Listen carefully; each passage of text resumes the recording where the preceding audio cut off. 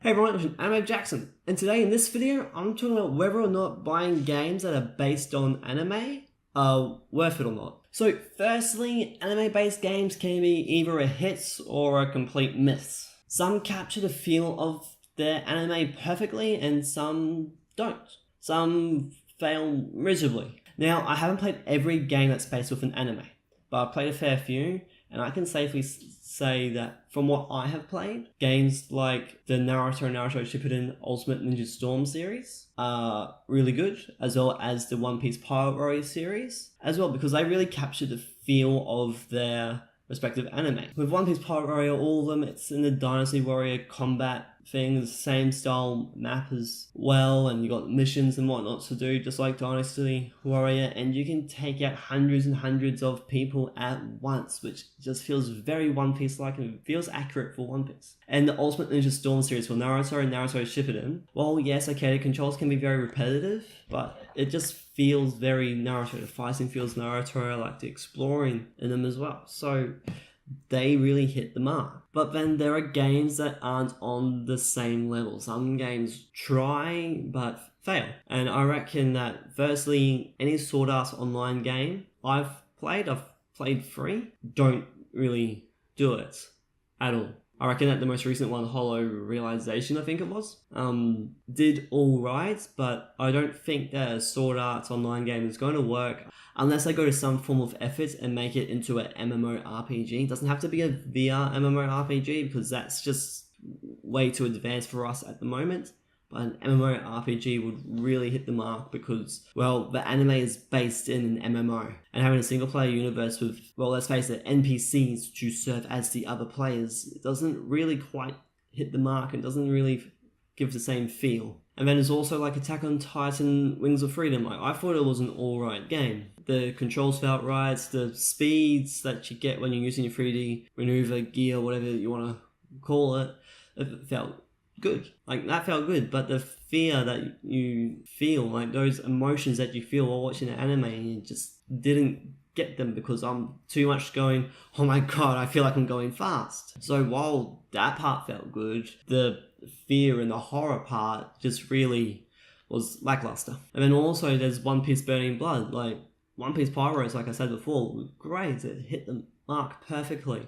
But Burning Blood, it doesn't. It's a fighting game, so it's not in the Dynasty Warrior style of combat, and you only really take one person on at a time. Well, that's what I found when I played, and I didn't enjoy it as much. I didn't feel quite as powerful as I did in Pirate Warrior. Didn't quite feel One Piece-like to me. But then there are anime that don't really translate into games well. There's lots of anime-based games, especially in Japan. In the West, we don't get all of them, unfortunately. I bet there are some pretty good ones that Japan gets that we don't get. With what we do get, some of them do alright, some of them don't. And I reckon one anime which its games have evolved over time, especially recently, is Dragon Ball. I found that, like, on the original Xbox and PS2 and the Xbox 360 and PS3, that they were very clunky and too busy going, this is how a fighter game should look, with it being like that side-scroller thing. But I reckon that with the Xenoverse games, where it's a little bit more 3D and a little bit more free-flowing, it's better, but I still found it quite clunky, and I just didn't feel like Dragon Ball really translated well into games. Hopefully the upcoming one, Dragon Ball Fighter Z or whatever it's called, does all right, but only one way to find out. But still, even though I found them clunky, I still played the games because I wanted to play my favourite characters, hoping that the controls wouldn't be clunky. Now, even though with what I just said, that some anime don't translate into games all that well, I also do reckon that if a game studio actually puts the time in to think about how best to translate the anime into the game, can do wonders. Like I said, the Ultimate Ninja Storm series is great. I wouldn't say that it's perfect, because you can't climb trees without using your hands, but you can walk on water, run on water without sinking, and I do think that with the climbing trees, it might be just a little bit difficult and confusing as well as disorientating, but who knows, it might have worked really well. But other than that, it's practically a perfect game. But that there is just one example of a game studio actually taking the time and going, you know what, Naruto would work like this, because the previous Naruto games that I played didn't hit the mark at all, anything like the Ultimate Ninja Storm series did. And like I said before, with One Piece Pirate Warriors and One Piece Burning Blood, like that, there is two different things. Pirate Warrior, Dynasty Warriors style fighting, and you can take out hundreds of people at once, which is very One Piece like, because that's what happens in One Piece.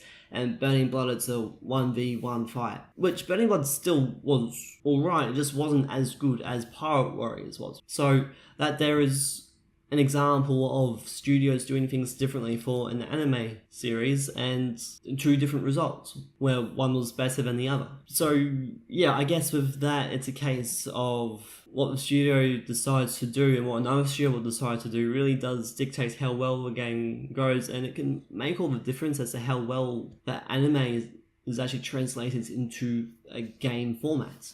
Now, I reckon for anime-based games, when we hear an anime getting a game, we get all like excited and whatnot, and we go, okay, well, it's going to have this feel. It's going to have to be able to feel like what the anime felt, if that makes sense. Like, you should be able to feel the same emotions. You should feel sad when it should be a sad moment, and you should feel happy when it should be a happy moment. Instead of Attack on Titan Wings of Freedom, when it should be a fearful moment and you're going, ooh, look how quickly I'm going. But yeah, we hype things up in our head, and I reckon that might be where partially we go wrong, because when we hype things up, our expectations and our imagination go wild, because we're going, okay, well, it's going to be a One Piece game and One Piece is like this, and then you get something completely different to what you expected, and it's a disappointment, and all that hype has gone into disappointment, and you just want to give the game back. Now, I actually find it understandable, it's disappointment, because to me it's a pretty reasonable expectation to hope that the game feels like it's anime. Like, the game should be as good as the anime, but that doesn't always happen, and I at times just wonder, like with Sword Art Online, with how many SAO games there have been, of whether or not these studios are just doing these games because it's a popular series and they can get money off it. They're able to get money off us because we are idiots with our high expectations and imaginations. But of course, not every game studio is like that. Yeah, if like a game studio goes to the efforts of translating anime into a game properly, with like the style of game that works well with that anime, and goes to an effort of making sure that it looks good and everything, well then it should do alright. But if they don't, and they go, okay, well, we're doing this, so we're gonna do it like that, and well, but it's when they go, you know what, we know that we're doing Sword Art Online, and it's an anime that's based off in a VR MMO, and while we can't do a VR MMO, we can at least do an MMO RPG, but instead we're gonna do a single player RPG game. Why? I get that an MMO costs more to run and to develop, but surely for Sword Arts, if you do an MMO correctly for that anime, it will translate well. But yeah, that's just my opinion, and that's all I have for you for this video today. Let me know in the comment section below what anime-based games you have played, and which ones have you enjoyed the most, and which ones haven't you enjoyed. And if there was any anime game that you had like all these hopes and expectations for, well, you to be disappointed with the end result of that game. But anyway, thank you all for watching. I really hope you enjoyed this video. If you did, give it a like or comment down in the comment section below. If you want to see more content by me, then check out my channel. You might find another video or two that you like the look of. Or consider subscribing to me. It'd be a great help to me, and you get to stay up to date when I upload more videos. Again, thank you all for watching, and I hope to see you all next time, next video. See ya.